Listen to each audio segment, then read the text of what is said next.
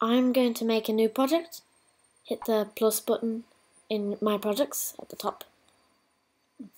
Now we're going to the events blocks down here. Take out the start on green flag block and put it out there.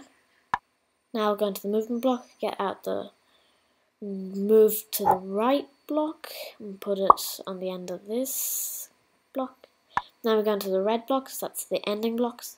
Take out the repeat forever block and attach that to the end. Now back to the event blocks, we'll take the when this sprite is tapped block and put it here. Go into the movement blocks and get the hop block. And let's make him hop a little higher, 5 ought to do it. Now we press the green flag to see what he does. He moves to the right. If you tap him, he hops. He goes. You can press the red hexagon to stop the program.